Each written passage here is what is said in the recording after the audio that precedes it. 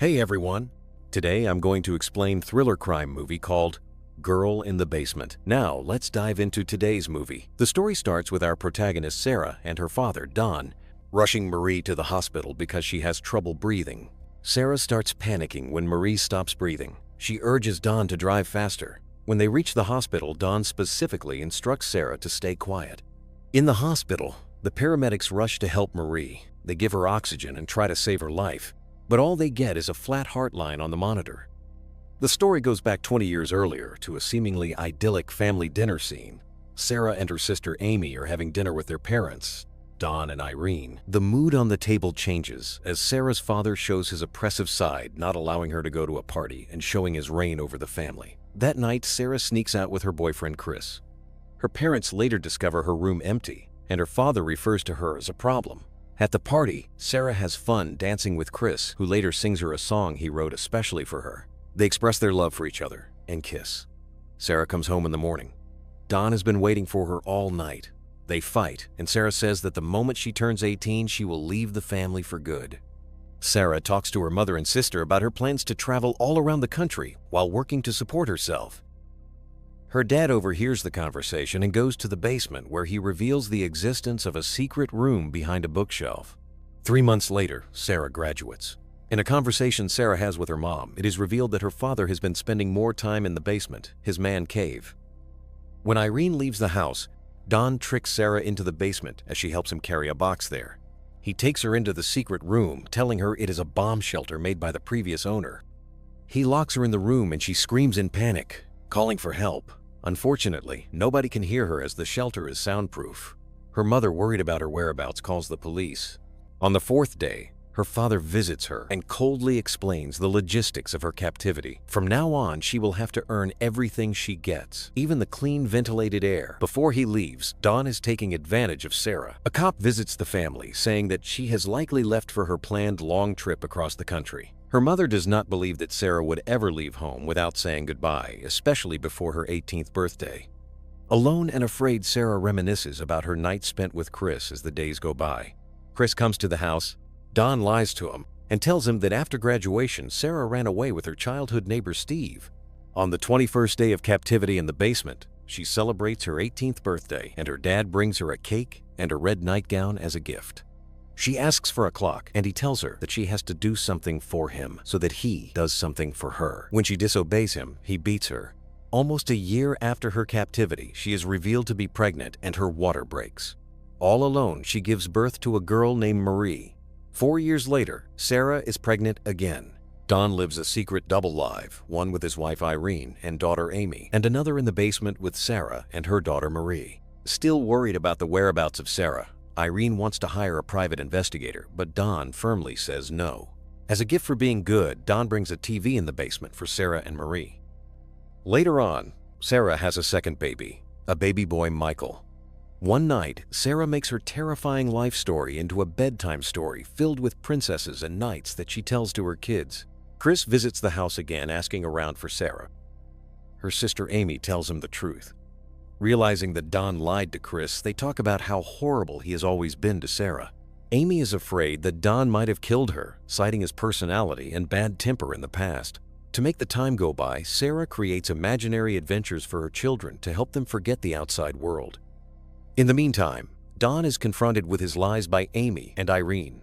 A horrible fight ensues. Furious, Irene yells that she'll do everything in her power to find her daughter.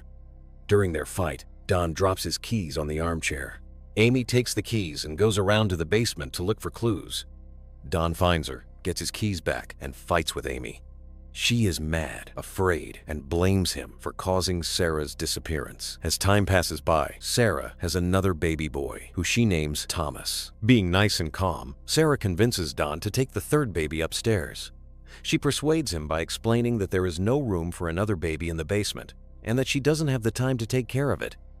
The baby is left on the house's porch to be found by Irene. In a heartfelt note in the baby basket, seemingly written by Sarah, she writes that this is her baby and that she wants it to be raised by Irene. In the letter, she explains that she and her boyfriend don't have the means to take care of the baby. In the basket, there is also another note from Sarah pleading for help. Unfortunately, Don is the one who discovers it and assaults her again.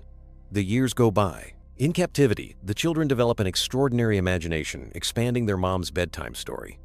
By now, Sarah has been in the basement for 14 years. Marie has grown into a beautiful young girl that one night tries out makeup. When Dawn shows interest in her beauty, Sarah begs Dawn to leave her daughter alone. She does not want her to be assaulted. In return, Dawn shuts down the power which controls the clean air.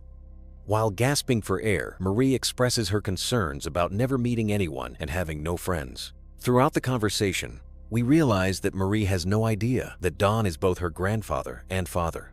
Now grown Thomas finds his grandmother crying in his mother's bedroom. Irene misses her daughter and talks to Thomas about how magnificent Sarah is.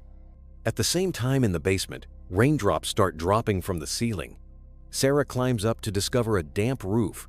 Using a spoon, she digs her way to the surface where she flashes a distress signal. A neighbor notices it and tells Dawn about it rather than checking it out. Dawn beats Sarah, who is pregnant again. The beating causes her to lose her baby as she sobs from the pain. Sarah has a stillbirth, and Dawn buries the baby in the yard. Dawn goes to the basement and complains. He also praises Thomas, who is now a strong athlete. When Marie and Michael ask when they are going to be let into the outside world, Dawn blames Sarah and her bad behavior. She is the reason they are down there, trapped. Pressured by her children's endless questions about their life, in a fit of rage, Sarah shouts and demolishes all their furniture. Exhausted, she falls to the ground, remembering her happiest moments with Chris. Her children put a blanket on her and clean up their home. They apologize to her. Emotional Sarah tells them that they're old enough to hear the true story behind their life in captivity. So far, they knew that Dawn lives upstairs with their Aunt Irene to help take care of Thomas. Sick of all the lies, she tells them everything, starting from the fact that her life is the inspiration of their favorite bedtime story. Gently, she explains that Dawn is her dad, as well as their dad. The moment Marie finds out the painful truth, she has a severe asthma attack. The children now feel that there is something wrong with them. Sarah reassures them, telling them that she loves them and that Dawn is the only one to be blamed. A year later, another incident occurs between Dawn and Michael after Dawn insults Sarah and her appearance. The food for the basement is being rationed as Dawn is having trouble at work. Soon, he loses his job. Facing a foreclosure, Dawn tries to suffocate the family in the basement. He connects the car exhaust fumes with the air vent. He gets interrupted by Thomas in the garage, who unknowingly saves their lives. While Dawn and his family have a fun barbecue in the yard, Marie is sick, struggling to breathe. Dawn refuses to take Marie to the hospital.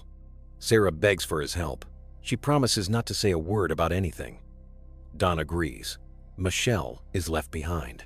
20 years of captivity have passed, and we are now at the beginning of the film when Maurice is being rushed to the hospital. Sarah is extremely worried about Marie's life and feels truly relieved when the doctors save her life. When the nurse asks for more medical history, she is told that Marie is homeschooled and has only been treated with natural remedies. Sarah slowly scans the hospital seeking a way out, but she looks tired and lost. In an attempt to escape, Sarah spills water on the medical forms and separates from Dawn. Seconds before Dawn gets to her, Sarah reaches the nurse confessing she needs help. A police officer goes to talk to Dawn. The police arrest him. Sarah announces this to Marie. They are safe and free. The house is filled with police who free Michael as well. Irene and Thomas are devastated when they see Michael gasping for air as they take him out of the basement. Dawn sees everything from the back of the police vehicle. Later on, during a beautiful summer's day, Marie, Thomas, and Michael play in the countryside while Sarah, Irene, and Amy watch over them from the house's porch. Marie notices someone coming from the driveway.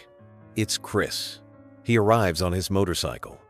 Together with Sarah, they go for a walk. He feels sorry for not trying harder to find her and for believing in her father's BS story.